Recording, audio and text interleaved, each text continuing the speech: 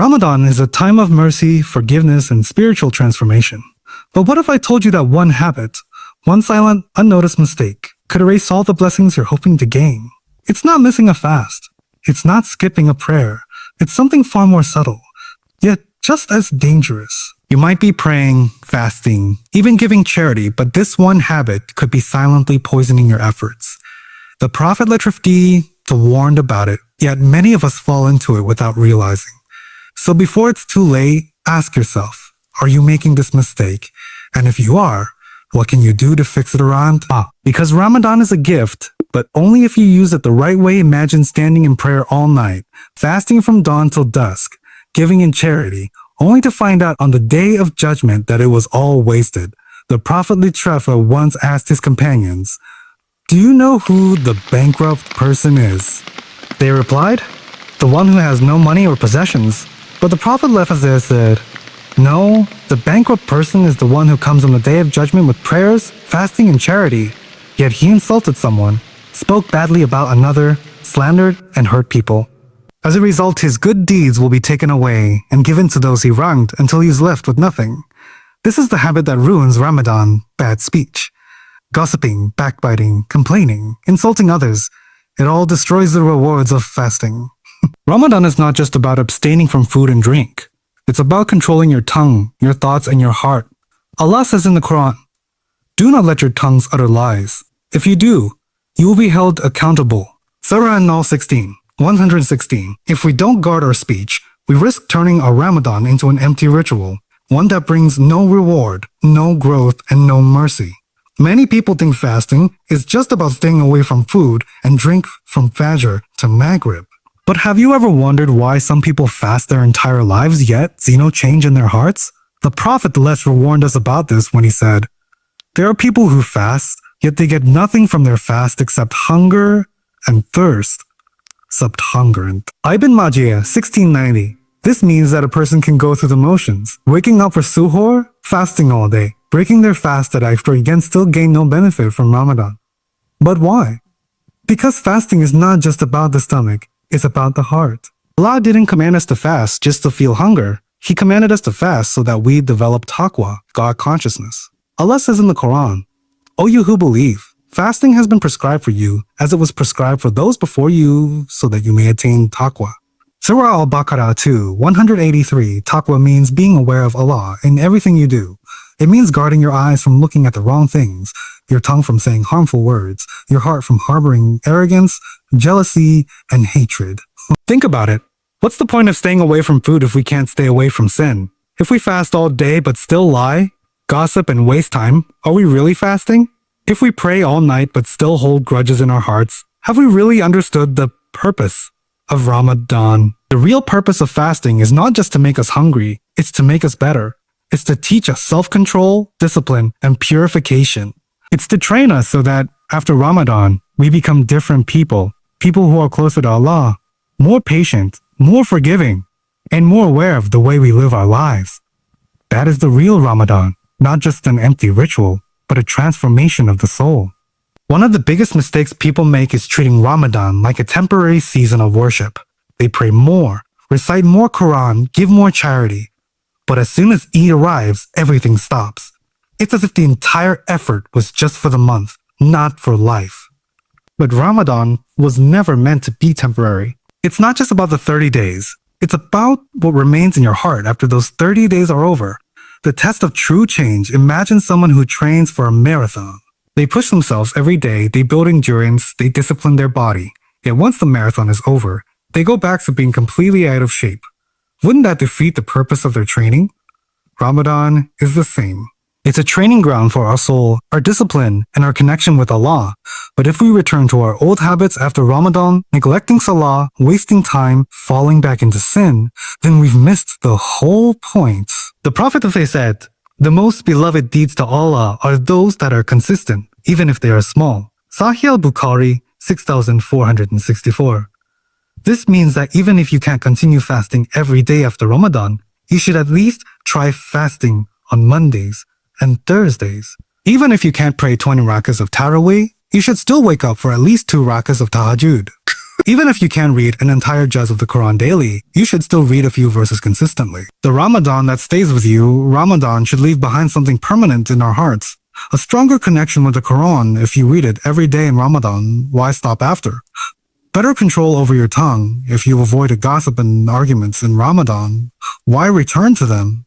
A habit of waking up for Fajr if you could wake up for Suhoor, why not for prayer? If nothing of Ramadan remains with us after it ends, then we need to question whether we truly benefited from it. Allah doesn't want Ramadan Muslims, He wants lifelong believers. The sign of an accepted Ramadan is that we become better people even after it is over. So ask yourself, will your Ramadan be just a temporary event, or will it transform your life forever? One of the biggest mistakes people make is assuming that the success of Ramadan is measured by how much they did during the month, how many Taraweeh prayers they attended, how many pages of Quran they read, or how many fasts they completed. But in reality, the true success of Ramadan is measured after it ends. Think about it. If a student prepares for an exam with full focus, sacrifices sleep, and studies hard, but then forgets everything once the exam is over, was their effort truly successful? No, because the real goal of studying is to retain knowledge and apply it in life. Ramadan is like that exam. It's a period of training, self-discipline, and purification. But the real question is, what do you carry forward from Ramadan? The signs that Ramadan transformed you. If your Ramadan was truly successful, you will see its effects long after the month has passed. Here's how. You continue praying with focus and humility in Ramadan. People make an effort to pray all 5 prayers on time, sometimes even in the masjid. But what happens afterward? The real sign of a successful Ramadan is that you maintain the discipline even when the month is over. Your connection with the Quran remains strong. If you are reading the Quran daily in Ramadan, don't let it collect dust afterward. The sign of an accepted Ramadan is that your heart continues to long for the words of Allah. You develop stronger self-control. Ramadan teaches us to control our desires, our anger, and our tongue. If after Ramadan you still find yourself avoiding gossip, staying patient in difficult situations, and resisting sinful temptations, it means the training of Ramadan worked. Your love for Allah increases during Ramadan. We make extra dua, cry in salah, and feel a deep closeness to Allah. But after Ramadan, if you still find yourself turning to Him regularly, making dua often, and feeling His presence in your life, then Ramadan truly changed you. The warning of the Prophet, the Prophet gave a powerful warning about those who don't take Ramadan seriously. He once said, Gabriel has came to me and said, may he be humiliated, the one who witnesses Ramadan but does not earn forgiveness. I said, Sahih ibn Hibban, imagine Gabriel, the leader of the angels, made a dua against those who waste Ramadan, and the Prophet himself said Ameen to it. This shows how dangerous it is to let this blessed month pass without making real changes in our lives. The question you must ask yourself at the end of Ramadan, don't just celebrate Eid and move on. Take a moment and ask yourself, did Ramadan bring me closer to Allah, or was it just a temporary phase? Am I still holding on to the good habits I developed, or did I leave them behind? Did my heart truly change, or was it just a seasonal routine?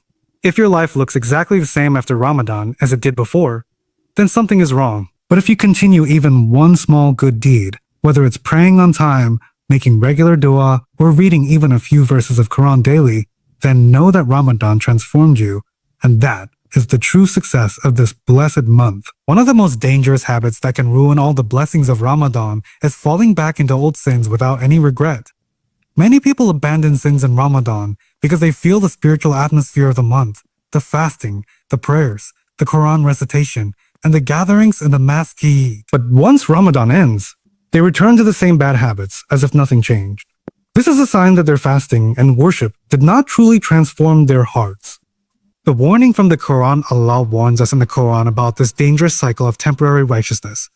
And do not be like the woman who undoes her thread after it was firmly spun. Quran Al 1692. Imagine someone spending hours weaving a beautiful piece of cloth, only to tear it apart with their own hands. Allah uses this example to describe those who do good deeds but then destroy them by returning to sin without guilt. Fasting teaches self-control. If we return to our old sinful ways immediately after Ramadan, whether it's neglecting salah, engaging in gossip, watching haram content, or committing any other sin, it's as if we never truly learned from Ramadan done. The danger of feeling no remorse. The real problem is not just committing a sin. It's committing a sin and feeling no guilt. The Prophet literally said, if your good deeds make you happy and your bad deeds make you sad, then you are a believer. Tormidi, this means that if we fall into sin after Ramadan but immediately feel guilty and seek forgiveness, there is hope. But if we sin without feeling anything, without regret, without seeking Allah's forgiveness, that is a sign of a hard heart. How to avoid this trap? Immediately repent. When you slip, Allah's mercy is always open, but we must take action. The Prophet ﷺ said, every son of Adam sins, and the best of sinners are those who repent. Tormidi, surround yourself with good company. If you go back to the same toxic friends or environments that encourage sin, it will be very difficult to stay on the right path. Remember death and the hereafter. Ramadan makes us spiritually aware, but after it ends, we must remind ourselves daily that this life is temporary. Maintain a connection with the Quran and Salah. These are your strongest weapons against falling back into sin. The Prophet literally said, indeed, the prayer prevents immorality and wrongdoing. Surah Ankabut 29:45. The sign of an accepted Ramadan. If after Ramadan you still struggle with sins, but you feel regret, you seek forgiveness, and you fight to stay on the right path, then your Ramadan had an impact. But if you return to sin without any care, if you abandon Salah, ignore the Quran, and feel no guilt, then this is a dangerous sign that Ramadan did not change you. Ramadan is meant to reshape your heart. Don't let your old habits erase all the good you built. Instead, fight to keep your connection with Allah strong, even after the month is over.